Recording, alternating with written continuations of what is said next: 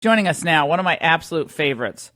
I'm thankful for a lot this year, but one of the things I'm thankful for are voices of reason and also voices of people with intellect who also make me laugh, and there are not many of those. I gotta say, they to be smart and funny and insightful, that's a hard combo. How do you like that introduction, Joe diGenova? I mean, who's going to make you feel better than I am today? How are you? Merry Christmas. Joe, the hyperbolic commentary last night on the other cables. I mean, there's one knee slapper after another. Your take of this sentencing memo and the addendum, there's some redactions in it. Flynn's likely not going to do any jail time, and where are we? Much ado about nothing. Very short pleading, which tells you that its sparseness gives its identity away. There's nothing to say because General Flynn gave them nothing about the President of the United States. There's no mention of collusion in any part of the pleadings.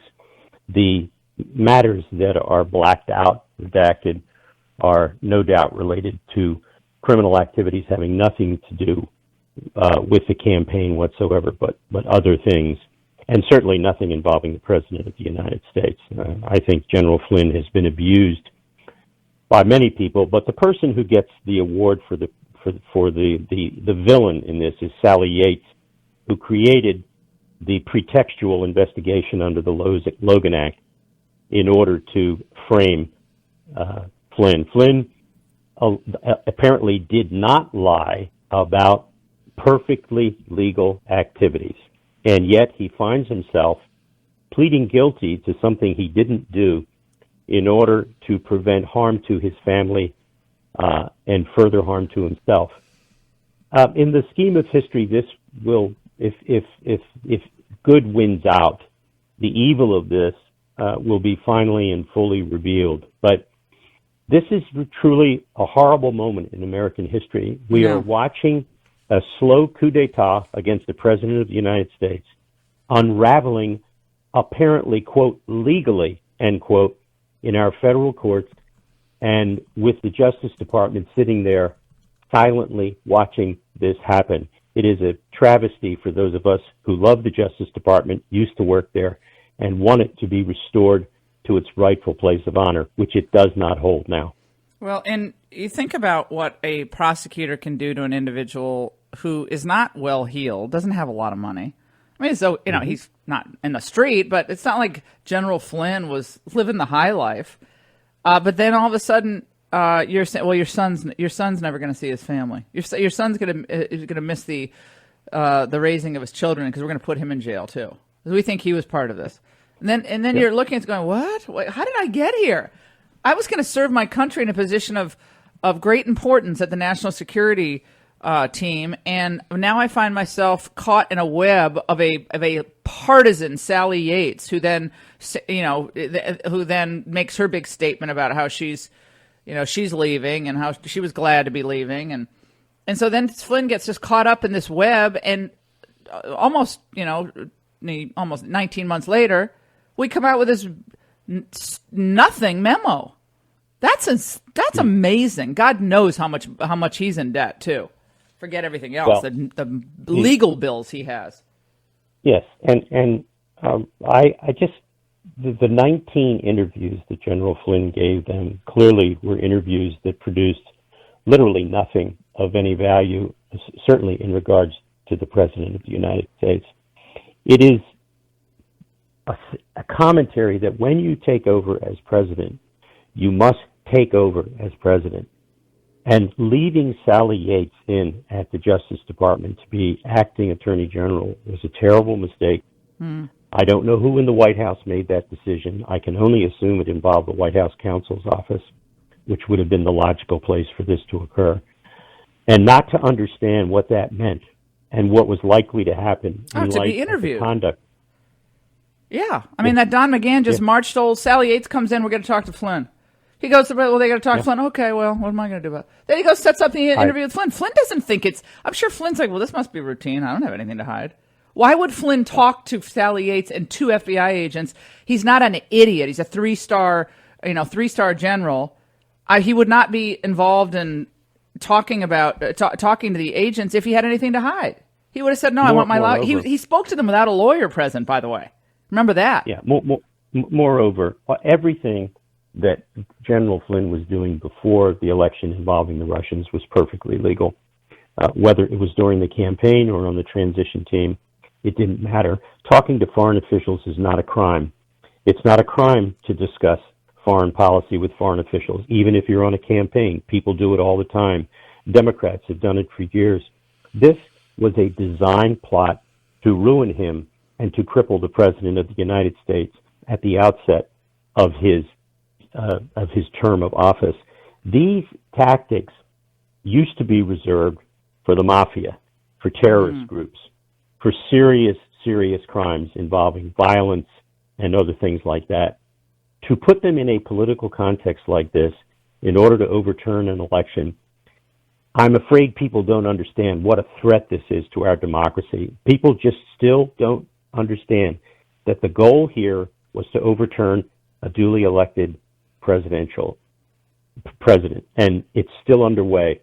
And I really am furious at the House of Representatives and Bob Goodlatte and those people, the joke of issuing a subpoena to James Comey and Loretta Lynch when they're walking out the door trying to pretend like they're trying to get at the facts. I am so nauseated by the phoniness of this effort that I cannot see straight. And on top of this comes this insult to General Flynn. Of course he's not going to get any time. Can you imagine what Mueller would look like if he asked for time, for God's sakes? No, it's ridiculous. Joe, the incoming White House counsel is going to have a lot on his plate. Pat Cipollone, obviously, is a friend of mine, terrific person. Yep. He starts, I think, in earnest on Monday. If you had to give advice to anyone going into that position with the Democrats sharpening their knives in Congress, what would it be? Hire a bunch of former assistant U.S. attorneys, very good lawyers, fight every subpoena to the Supreme Court of the United States. Give them nothing. Yeah, I think he's hired. I mean, it looks like they're putting together a fantastic team over there. I hope so. You keep wishing it was the team that was in there at the very beginning, because I think he would have avoided a lot of these problems with the sort of sober and very pragmatic and clear-headed approach that Cipollone has. But we'll see where that all ends up. Joe, on the final note on this on the Mueller probe, do you expect this thing to be wrapped up like in the first couple of months of the next year, or do you find is this going to just in some iteration continue through the 2020 election campaign? Well, I think their plan is to not go out of business. The fact that the sentencing of Flynn will go forward on December 18th does tell us that given what is in that sentencing memo, I don't see what's going to happen now. There may be some holdover cases. I just don't know what he's doing. I can't contemplate, and what might be coming down the road.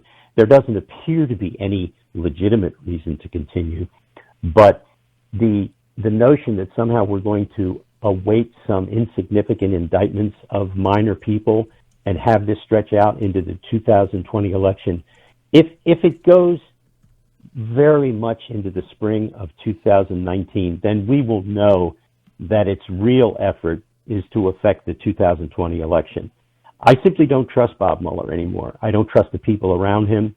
I think the good faith got lost a long time ago by the way that they treated people. I have no idea what he's going to do with Jerry Corsi and Roger Stone. All of that is just, to my mind, nonsensical. But who knows? I mean, this is through the looking glass. This is Lewis Carroll. We have a strange group of people with a parallel justice department doing grave damage to not only the criminal justice system, but here's my last point. Robert Mueller has affected the foreign policy of the United States. To bring that guilty plea of Michael Cohen while the president is at the G20 meeting in Argentina is a disgrace, and Rod Rosenstein and Mr. Whitaker need to answer why that was allowed to happen. Yeah, that's when you pick up the phone and say, Bob, you're not going to do it. It's not going to happen today. You wait until the president gets back. That was done purposely. Just like when Rod Rosenstein announced those indictments when the president was overseas for another big meeting. This was designed purposely to harm the president of the United States. But in so doing, Mueller harmed the United States of America at the same time. I agree. And we talked about not just the G20 and these extremely important deliberations we're having with China and the problems swirling around our relationship with Saudi Arabia, but our relationship with Russia has been really harmed. If there's an investigative reporter worth his or her salt out there, they will just examine the motivations behind poisoning our relationship with Russia, any attempt to build a better relationship with one of the world's great powers. When we're falling all over ourselves to have a better relationship with Xi, who has hundreds of thousands in re-education camps, but we can't even talk to Putin. I mean, again, my question, it's ridiculous. To those reporters and editorial writers is, do you want a war with Russia? Is that your goal? Is that going to make you feel better that we end up in a war with Russia? Is that what you prefer? You see, the smart people, as they're called in Washington, the David Ignatiuses and people like that who pretend to know everything that there is to know, these are the people who have done so much damage to our country, thinking that they're just so smart and they know more than we all do.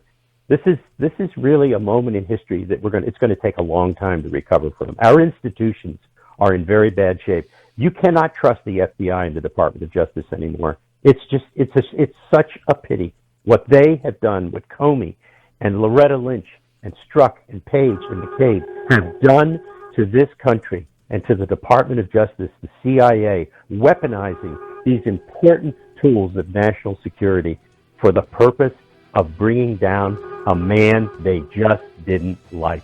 No, they didn't like him, and of course, none of the arms of the investigatory departments within the Justice Department would have been activated had Hillary won. Even though there'd be ample reason to actually do investigations, that would all have been shut down. Joe diGenova, thank you so much. It's great to talk to you.